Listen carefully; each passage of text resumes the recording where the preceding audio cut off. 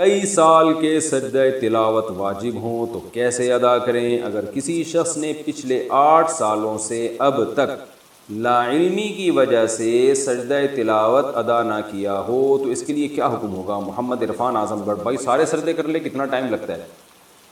اندازہ لگا لے کتنے سجدے واجب ہوں گے. زیادہ 500 ہوں گے، 1000 ہوں گے، 1500 ہوں گے. تو کیا ہے اس میں؟ روزانہ ہر نماز کے ساتھ تھوڑے تھوڑے کرتا رہے. لیکن نمازوں کے بعد مسجد میں سجدہ کرنا مکروہ ہے کیونکہ لوگ اس کو پھر سنت عمل سمجھتے ہیں.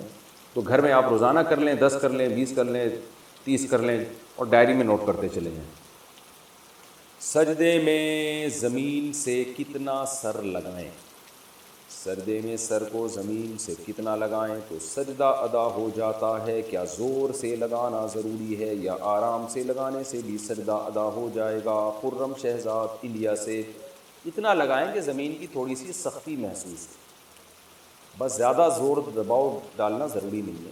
بعض لوگوں نے ہلکا سا رکھا ہوا ہوتا ہے، بس ہلکا سا ٹچ کر رہے ہوتے ہیں، تو یہ صحیح نہیں ہے، خلاف سنت ہے.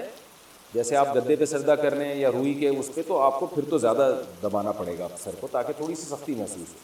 تو اتنا کہ ہلکی سی زمین کی سختی محسوس ہو جائے، اتنا کافی ہے. صرف ٹچ کرنا نہیں ہے کہ آپ کا سر زمین سے ہلکا سا ٹچ ہو جائے، یہ خلاف سنت ہے. عصر کے بعد سجدہ تلاوت کا حکم. عصر کے بعد تلاوت کرتے ہوئے آیت سجدہ آ جائے تو کیا سجدہ تلاوت کر سکتے ہیں؟ ریان محمد عادل لکھنؤ سے. زیادہ تر لوگ انڈیا سے سوال پوچھتے ہیں. جناب ریان محمد عادل صاحب، سجدے کی نماز، عصر کی نماز کے بعد سجدہ تلاوت بہرحال کر سکتے ہیں، چاہے اسی وقت سجدے کی آیت پڑھی ہو یا پہلے پڑھی ہوئی ہو، کیونکہ عصر کی نماز کے بعد نوافل جائز نہیں ہے، سجدہ تلاوت جائز ہے. البتہ جب مکروہ وقت شروع ہو جاتا ہے، جو انڈیا پاکستان میں سورج غروب ہونے سے 15 منٹ پہلے، تو اس مکروہ وقت میں پھر آپ کے لیے سجدہ تلاوت بھی جائز ہے. ہاں اگر اسی وقت سجدے والی آیت پڑھی ہے تو فوراً کر سکتے ہیں، لیکن پہلے پڑھی ہوئی ہے تو اس وقت مکروہ وقت میں آپ سجدہ تلاوت بھی نہیں کر سکتے. نماز میں سجدہ تلاوت کے بعد قراءت کیسے شروع کریں؟ کیا نماز میں سجدہ تلاوت سے اٹھنے کے بعد تسمیہ پڑھ کر تلاوت شروع کریں گے یا بغیر تسمیہ پڑھے؟ آمنہ صاحبہ، سجدہ تلاوت جب نماز میں کرتے ہیں نا تو اٹھنے کے بعد بغیر بسم اللہ کے جہاں سے چھوڑا ہے وہیں سے شروع کر دیں. البتہ اگر کوئی نئی سورت شروع ہو رہی ہے تو پھر بسم اللہ پڑھنی چاہیے. فجر سے پہلے نوافل پڑھ سکتے ہیں. فجر کی نماز کے بعد کوئی نفل نہیں پڑھ سکتے، صرف قضا نماز پڑھ سکتے ہیں. لیکن کیا فجر کا وقت داخل ہونے کے بعد فجر کی نماز سے پہلے کوئی نفل پڑھ سکتے ہیں، جیسے تحیۃ الوضو وغیرہ؟ امت اللہ صاحبہ شکارپور سے. دیکھیے تہجد کا وقت جب ختم ہوتا ہے تو پھر اشراق تک رسول اللہ صلی اللہ علیہ وسلم سے صرف فجر کی 2 سنتیں اور 2 فرض پڑھنا ثابت ہے. حالانکہ آپ صلی اللہ علیہ وسلم نوافل پر نماز پہ بہت حریص تھے. تو اس سے علماء نے استدلال کیا کہ نبی اتنے زیادہ نماز پہ حریص ہونے کے باوجود، اتنا زیادہ آپ کو نماز کا شوق تھا، اس کے باوجود آپ صلی اللہ علیہ وسلم نے صرف 2 سنتیں اور 2 فرض پڑھی ہیں. تو علماء کہتے ہیں اس سے پتہ چلتا ہے کہ صرف یہی پڑھی جائیں گی، اس کے علاوہ پڑھنا مکروہ ہے، ناپسندیدہ ہے. تو جب صبح صادق کا وقت شروع ہو جائے تو آپ پھر کوئی نوافل نہیں پڑھ سکتے سوائے فجر کی 2 سنتوں کے.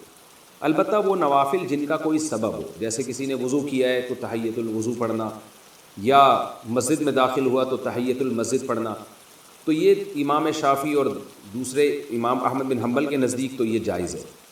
لیکن امام ابو حنیفہ کے نزدیک، یعنی حنفیہ کے نزدیک، یہ بھی جائز نہیں ہے، کیونکہ وہ کہتے ہیں یہ بھی نوافل ہیں.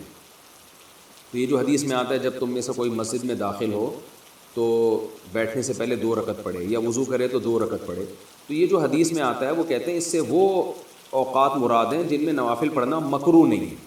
تو چونکہ فجر کی 2 سنتوں کے علاوہ نبی سے اور کچھ نماز ثابت نہیں ہے، تو اس لیے نہ اس میں تحیۃ المسجد پڑھی جائے گی، نہ تحیۃ الوضو حنفیہ کے نزدیک، اور عرب علماء کے نزدیک پڑھی جائے گی. تو اس لیے کہا جاتا ہے کہ ایک فقہ کو فالو کریں اور پھر سارے اسی کے مسائل پر عمل کریں اور دوسرے پر طنز و تشنیع نہ کریں.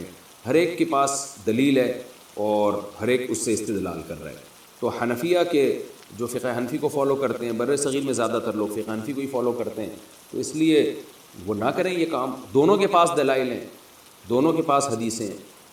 تو البتہ نبی سے بہرحال صراحتاً یہ ثابت نہیں ہے کہ آپ صلی اللہ علیہ وسلم نے صبح صادق کے بعد تحیۃ الوضو پڑھی ہو یا تحیۃ المسجد پڑھی ہو آپ نے کبھی، آپ سے صرف 2 رکعت سنت مؤکدہ پڑھنا ثابت ہے۔ ہاں اس سنت میں ہی تحیۃ الوضو کی نیت کی جا سکتی ہے، تحیۃ المسجد کی نیت بھی کی جا سکتی ہے۔ آپ جب مسجد میں آئے تو آتے ہی فجر کی 2 سنتیں جو آپ پڑھیں گے تو اسی میں تحیۃ الوضو کی نیت بھی کر لیں، تحیۃ المسجد کی نیت بھی کر لیں، تو ایک تیر سے 3 شکار ہو جائیں گے، ثواب ملے گا آپ کو۔ سجدے میں استغفار پڑھنے کا حکم، کیا سجدے میں تسبیح کے ساتھ استغفر اللہ پڑھ سکتے ہیں؟ عابد صاحب پشاور سے۔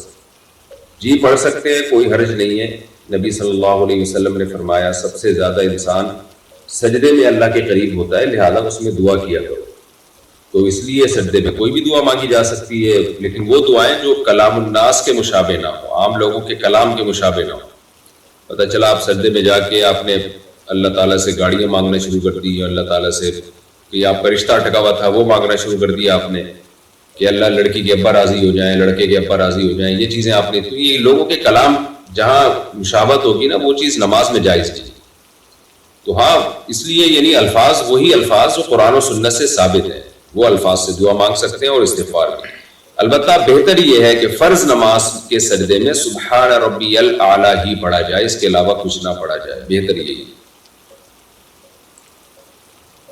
جمعہ میں کندھے پھلانگ کر جانا، جمعے کے دن سے متعلق یہ بات کہی جاتی ہے کہ مسجد میں کسی کو پھلانگ کر آگے نہیں جانا چاہیے، اگر اگلی صفوں میں جگہ خالی ہو تو اسے کیسے پر کریں؟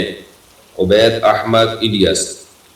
جی حدیث میں صراحتاً اس سے منع کیا گیا ہے، اور خاص طور پر جمعے کی نماز کے بارے میں منع کیا گیا ہے کہ لوگوں کے کندھے پھلانگ کے آگے مت جائے انسان۔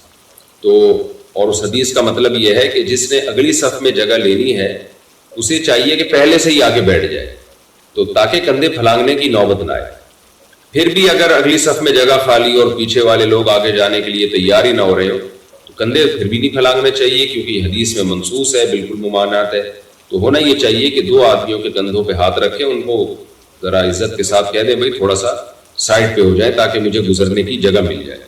میرا خیال ہے اتنا ڈھیٹ کوئی نہیں ہوتا کہ پھر بھی جگہ نہ دے، پھر تو جگہ دے ہی دیتے ہیں، تو اتنا کافی ہے، آپ اس کو تھوڑا سا اشارہ کر دیں، تھوڑا کندھوں پہ ہاتھ رکھ دیں، لوگ جگہ دے دیتے ہیں اور اس سے پھر آپ آگے نکل جائیں، پھلانگے نہیں کریں۔